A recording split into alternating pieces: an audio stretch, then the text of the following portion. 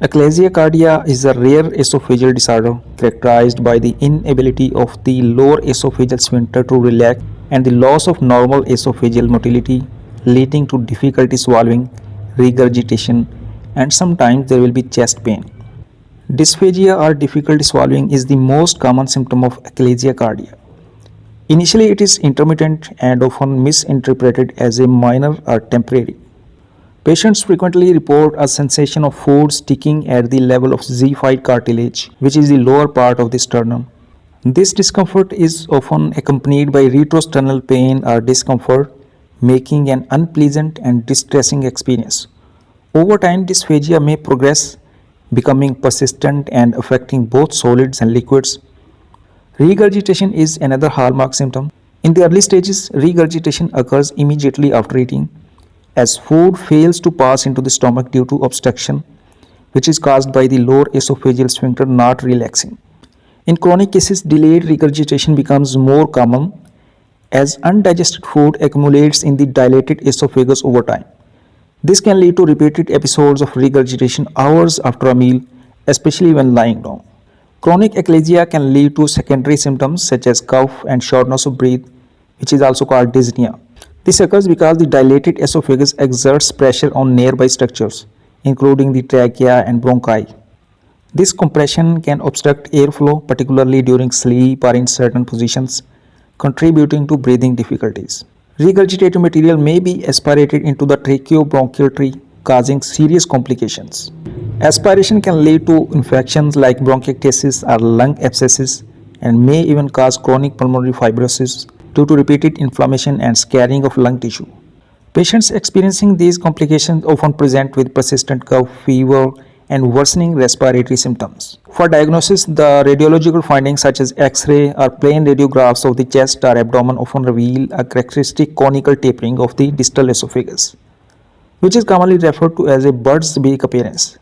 Fluoroscopy is dynamic studies with barium swallow, which highlights the ineffectual, purposeless peristalsis of the esophagus.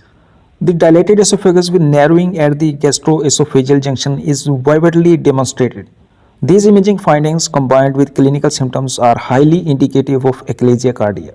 For treatment of achalasia cardia, anticholinergic medications are prescribed, which help relieve esophageal spasms in patients. These medications work by blocking the action of acetylcholine, which is actually a neurotransmitter responsible for muscle contractions, thereby relaxing the smooth muscles of the esophagus. Another drug is probenthine or propanthyline. It is commonly used anticholinergic. Probenthine is administered as a tablet, typically at a dose of 1 tablet taken 3 times daily. It is advised to take it 30 minutes before meals to optimize its effects in relaxing the lower esophageal sphincter and reducing spasms during food intake. Buscopan or hyoscine butyl bromide, another anticholinergic option.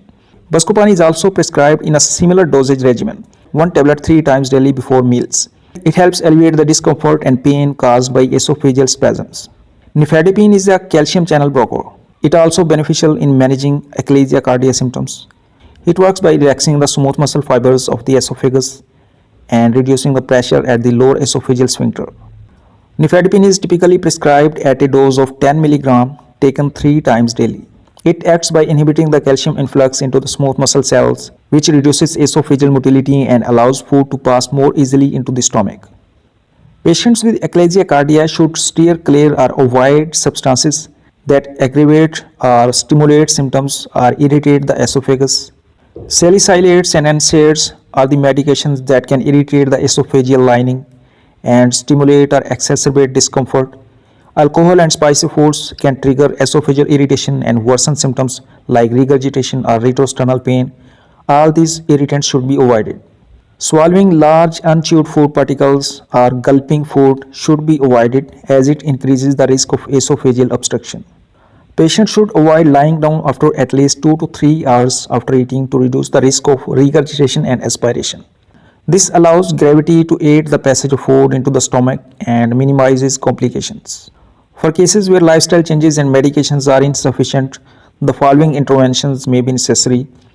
Esophageal dilation is the procedure which involves using a pneumatic balloon under fluoroscope guidance to stretch the narrowed esophagus at the gastroesophageal junction.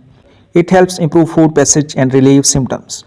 Another procedure is esophageal In severe or refractory cases, surgical intervention may be required. This procedure involves cutting the muscle fibers of the lower esophageal sphincter to permanently reduce its tightness, improving swallowing and quality of life.